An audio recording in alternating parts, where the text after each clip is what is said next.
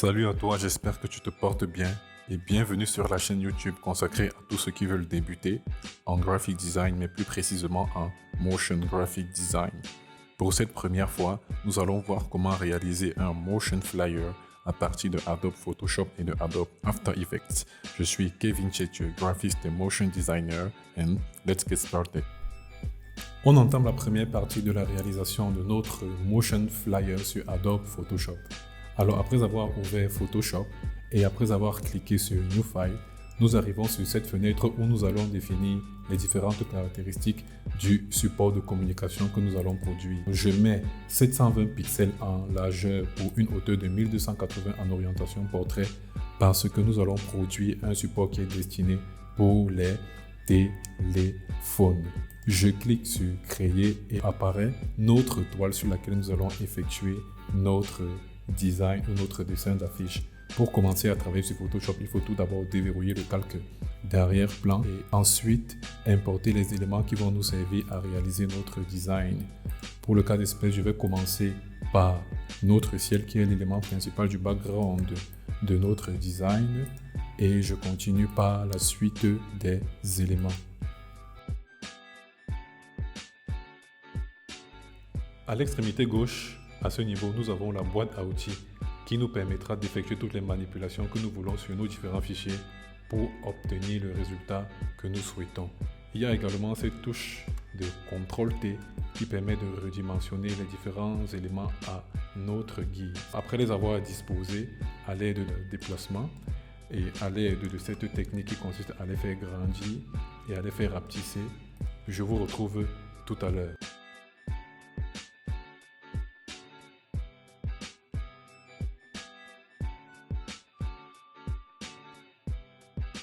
La prochaine étape consiste à faire en sorte de donner cette impression que le couple sort des mains qui forment une forme de cœur. Pour cela, il faut d'abord que je puisse diminuer l'opacité de la photo principale. Question de savoir où je peux la couper pour donner justement cette impression qu'il sort des mains. Cela se fera en utilisant l'outil Plume qui à mon sens est un des meilleurs outils de Photoshop puisqu'il permet de créer une zone de sélection personnalisée.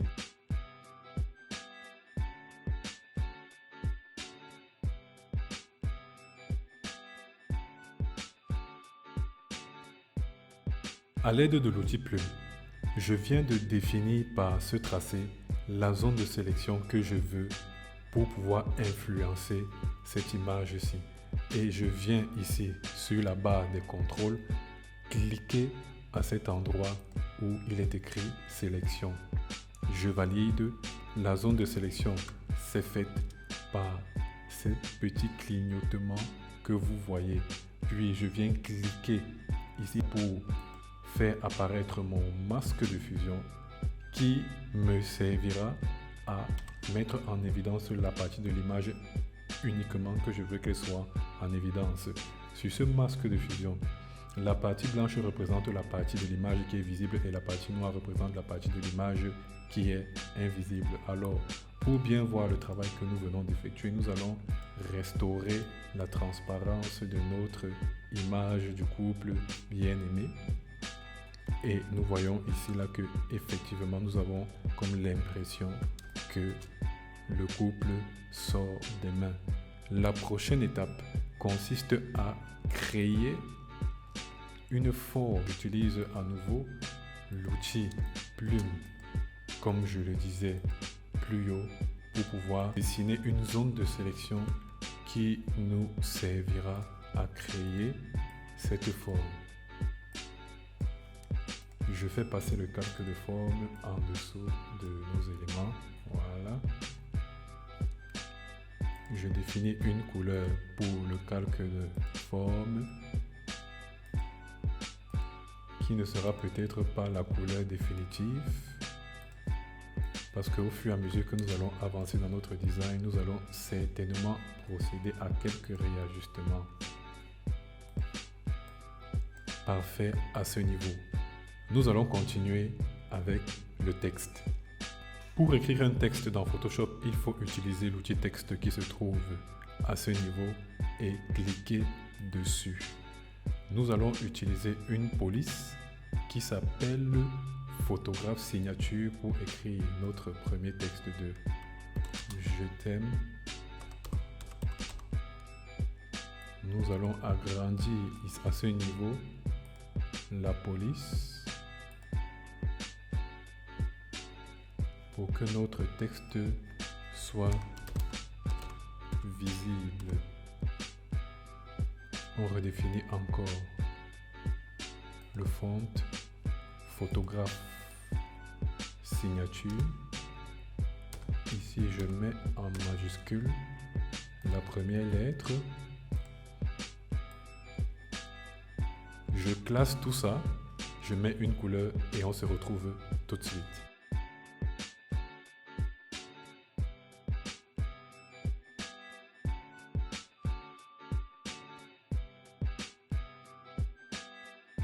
Après avoir fini la disposition de notre texte, nous allons maintenant penser à y mettre des couleurs.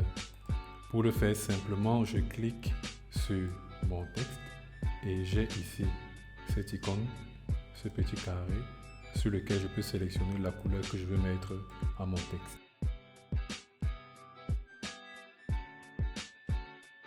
Je vais ajouter au texte ce qu'on appelle une ombre portée. Ça se trouve dans ce qu'on peut catégoriser comme étant des styles de calque.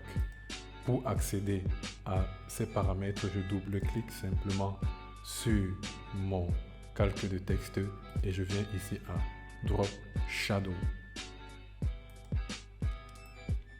Je choisis une couleur rouge. Je définis les paramètres tels que je le veux.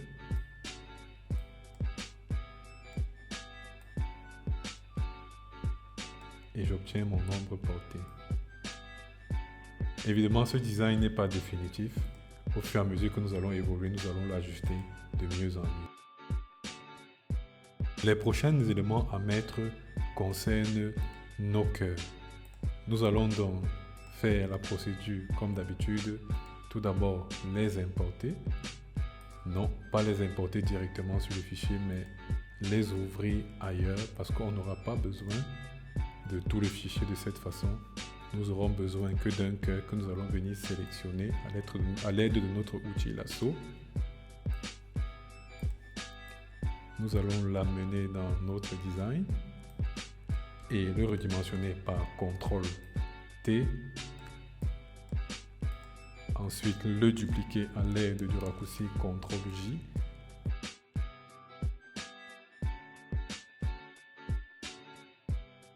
Parfait. La disposition de nos cœurs est terminée. Même comme je pense que nous allons encore procéder à quelques réajustements plus tard. Mais comme vous pouvez l'observer, ces cœurs sont un peu trop rouges et les couleurs sont un peu trop vives comparées à l'ensemble de notre design.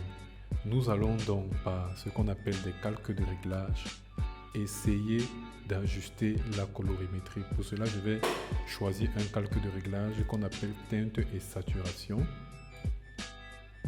qui va me permettre de modifier quelque peu la couleur de mon cœur pour qu'il puisse fit un peu plus au background qui est de couleur violette. Voilà, là je pense que c'est suffisamment satisfaisant.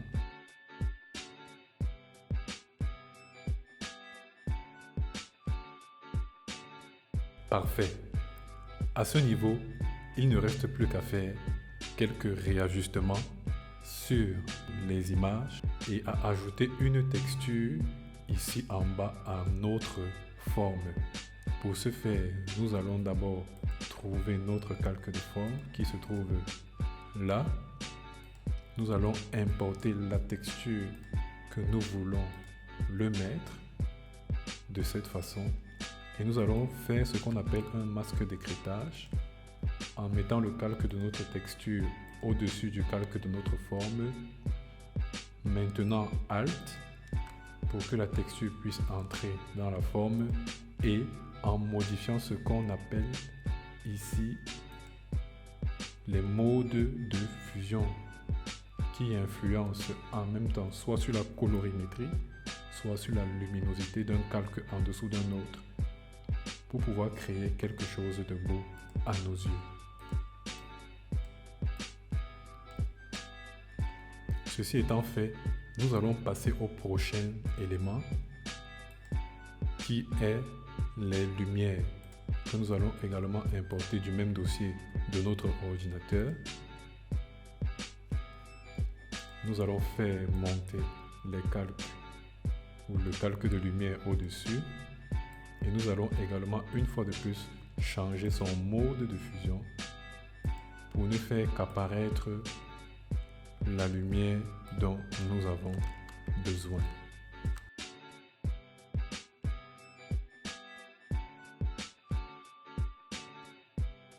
Maintenant, nous allons passer à l'ajustement de notre image selon notre convenance. Alors, je vais également avancer cette partie du tutoriel, mais si ça vous intéresse de savoir tout ce que j'ai appliqué sur les images pour obtenir le résultat que je vais obtenir, vous pouvez toujours le mettre en commentaire et pour les prochaines vidéos, je vous montrerai certainement cela. Parfait. Nous avons terminé avec quelques réglages et quelques ajustements sur nos différents fichiers d'images principaux qui constituent comme l'élément central de notre design. Maintenant, ce que je pense à faire, c'est d'ajouter quelques lumières, un peu d'éclat sur notre design pour que ça donne justement ce style fantasy, ce style utopique qui correspond à l'ambiance de l'amour. Pour cela, je vais créer de nouveaux calques et utiliser un outil qu'on appelle Brush, qui se trouve ici, mais que je fais venir également avec le raccourci B. Le calque, je le mets en mode Color Dodge.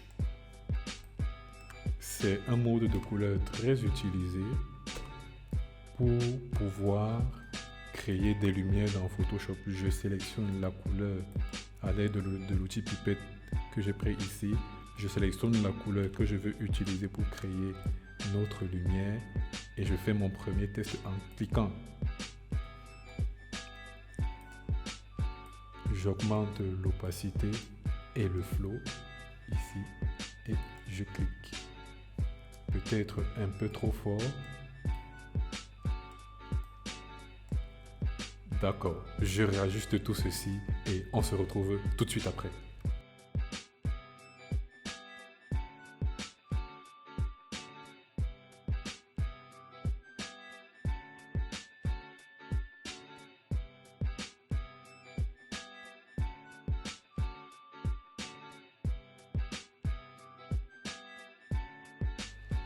Parfait. Je viens de terminer avec quelques réajustements de lumière sur notre visuel. À mon sens, ce n'est pas encore parfait, mais nous allons continuer par donner une sorte de couleur à notre ciel parce que je le trouve un peu trop violet et j'aimerais bien faire apparaître le bleu qui se trouve sur notre ciel. Pour cela, je vais utiliser un calque de réglage qu'on appelle correction de couleur. Il va suffire un peu de bidouiller quelques slides ici pour obtenir ce que je veux.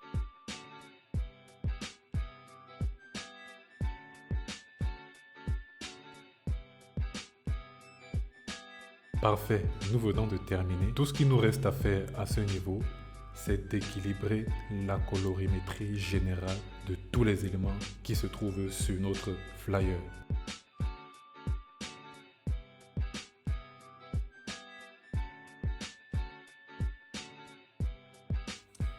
Le design de notre flyer est complètement terminé.